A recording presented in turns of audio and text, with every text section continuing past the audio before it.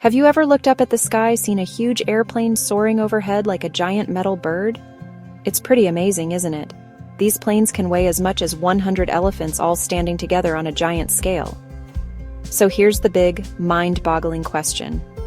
How can something so incredibly heavy lift off the ground and just fly? It seems like it should be impossible, like trying to throw a bowling ball and expecting it to float. But planes do it every single day, all over the world. It's not magic, but it's something just as cool: science. Let's start with a little mystery to get our brains buzzing. Did you know that at any given moment there are thousands of airplanes in the sky? It's like a super busy highway up there, with planes carrying people to visit family, go on vacation, travel for work. Imagine all those people, all their suitcases, and the massive weight of the planes themselves, all floating miles above our heads. It's a carefully choreographed dance in the sky. Thinking about how it all works can make you feel like a detective trying to solve a fantastic puzzle. And today, we're going to uncover all the clues together. The secret isn't just about having wings or powerful engines, although those are super important parts of the puzzle. It's about a special combination of forces all working together in perfect harmony. Think of it like a recipe. If you leave out one key ingredient, your cake won't rise. For an airplane, if one of the special forces of flight isn't doing its job, the plane won't get off the ground. It's a delicate balance, a scientific masterpiece that allows these heavy machines to defy gravity and cruise through the air with what looks like effortless grace. Are you ready to become a flight scientist with me? Throughout this adventure, we are going to break down this giant mystery into small, easy-to-understand pieces. We'll look at the invisible forces that push and pull on a plane, explore what happens before a plane even gets to the runway, and soar through the history of how humans first learned to fly. By the end, you won't just see a plane in the sky, you'll see a brilliant display of science and engineering in action. So, buckle up your curiosity, because we are about to take off on a journey of discovery that will change the way you see planes forever. So, what are the secret ingredients that make an airplane fly? There are 4 of them. We call them the 4 forces of flight: lift, thrust, drag, gravity. Imagine an airplane in a giant tug-of-war with these 4 invisible forces. For the plane to fly, some forces need to be stronger than others. So for a plane to fly, thrust must be greater than drag, and lift must be greater than gravity. It's that simple. First up is gravity. Gravity constantly tries to pull everything down to Earth. That's why when you drop a toy, it falls to the floor. Gravity is always pulling the airplane downward, trying to keep it on the ground. It's the force we have to overcome. To fight gravity, we need a force that pushes the airplane up. That force is called lift. Lift is the superhero of flight. It's created by the special shape of the airplane's wings, airfoils. They are curved on top and flatter on the bottom. As the plane moves forward, air rushes over and under the wings. The air over the curved top moves faster. The air under the flatter bottom moves slower. That speed difference creates a pressure difference. The slower air underneath pushes up more than the faster air on top pushes down. This upward push is lift. But how does the plane move forward to get that air rushing over its wings? That's where thrust comes in. Thrust is the pushing or pulling force that moves the airplane forward.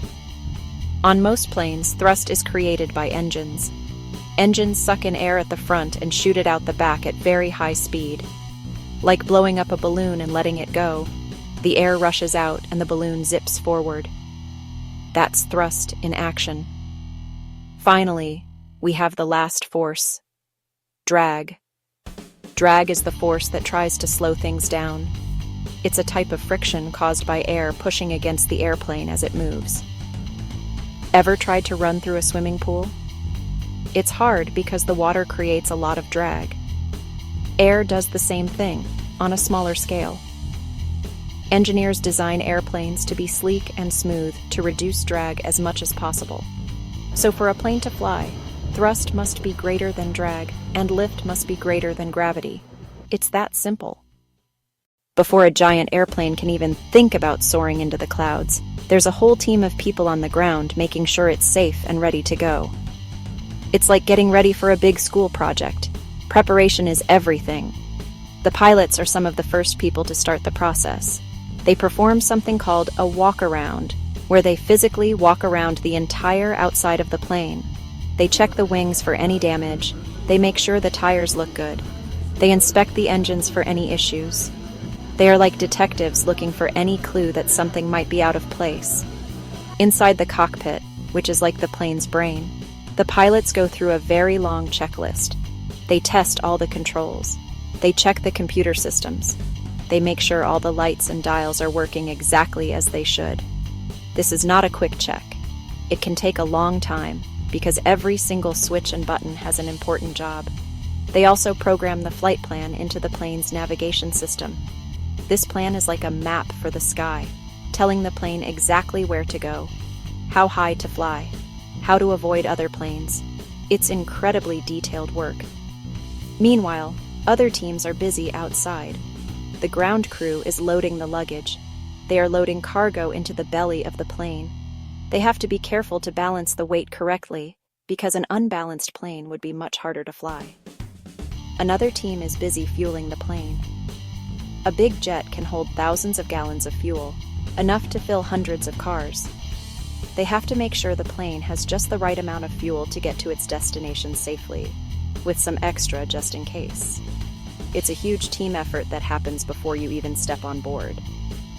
Finally, flight attendants prepare the cabin for the passengers. They check the oxygen masks. They check the life vests. They make sure the emergency exits are clear. They get the cabin ready to welcome everyone aboard. They are there to keep everyone safe and comfortable during the flight. Once everyone, the pilots, the ground crew, and the cabin crew, gives the all clear, the plane is finally ready. The doors are closed and the plane gets pushed back from the gate to begin its journey to the runway. All of this happens for every single flight. Now for the most exciting part, takeoff. The plane taxis slowly from the gate to the start of the runway, like a runner getting into position for a race. The pilots get permission from the air traffic controllers in the tower, who are like the traffic cops of the airport. Once they get the green light, the pilots push the engine throttles forward. You'll hear the engines roar to life as they start producing a massive amount of thrust. This is the force that pushes the plane forward, faster and faster down the runway. You get pushed back into your seat from the incredible acceleration. As the plane speeds up, the wings start doing their magic. Air rushes over and under them, creating that amazing upward force called lift. The pilots are watching the speed carefully. When they reach a certain speed, called takeoff speed, the lift being generated by the wings becomes strong enough to overcome the force of gravity. At that perfect moment, the pilot gently pulls back on the control column. This raises the nose of the plane, increasing the wing's angle and generating even more lift. And just like that, the wheels leave the ground, and you are flying. It's an incredible feeling, isn't it? Once airborne, the plane continues to climb higher and higher into the sky. The pilots retract the landing gear, the wheels, up into the body of the plane. Why? To reduce drag. With the wheels tucked away, the plane is more streamlined and can fly more efficiently. The plane will keep climbing until it reaches its cruising altitude, which is often more than 30,000 feet high.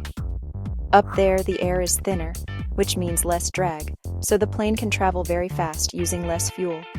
The flight becomes smooth and steady as the four forces, lift, thrust, drag, gravity, find a perfect balance. After a smooth flight, it's time to come back down to Earth. For landing, the process is basically reversed. The pilots reduce the engine thrust to start descending. They extend the landing gear and also deploy flaps on the wings. These flaps increase both lift and drag. The extra lift allows the plane to fly at a slower speed without falling, and the extra drag helps it slow down. The pilots line up the plane perfectly with the runway, and just before touching down, they raise the nose slightly for a gentle landing. The wheels touch the ground, and the engines are put into reverse thrust to help the plane stop safely. Welcome to your destination. Humans have dreamed of flying for thousands of years, watching birds in flight, imagining what it would be like to soar through the clouds. Early inventors tried wild ideas, building wings made of feathers, building wings made of wax.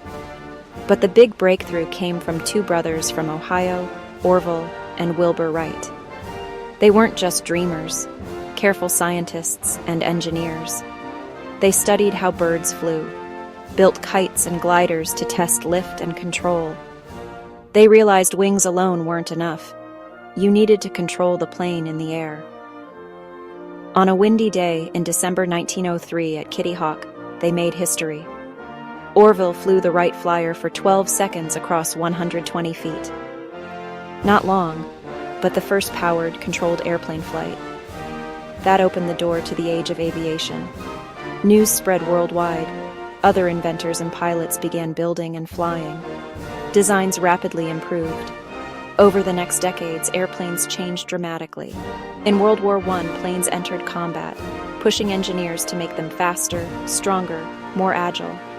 After the war, planes delivered mail, then carried passengers. Early passenger planes were small, loud, and bumpy, but travel was revolutionized. Countries and oceans could be crossed in hours or days, not weeks. The world felt smaller. The next giant leap was the jet engine in the 1930s and the 1940s. Jets used a powerful stream of hot gas instead of propellers to create thrust. That let planes fly higher and far faster, even supersonic.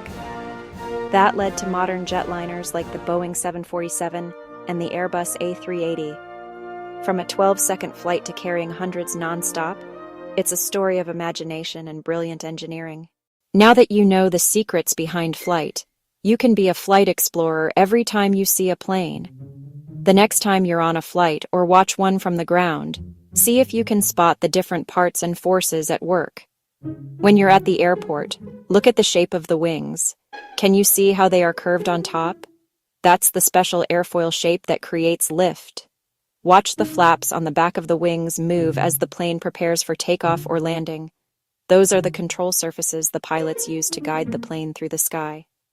Here's a fun mini challenge for you. Let's explore drag. Find a piece of paper. Crumple one piece into a tight ball. Leave a second piece flat. Hold both up high and drop them at the same time. Which one hits the ground first? The crumpled ball, right? The flat paper has more surface area, so it catches air and creates more drag. The crumpled ball is more streamlined, so it falls faster. You just did an experiment about aerodynamics. Be a thrust explorer with a simple balloon. Blow up a balloon, but don't tie it. Hold the opening shut, then let it go. Whoosh! The balloon zips around the room. The air rushing out the back is the action. The balloon shooting forward is the reaction.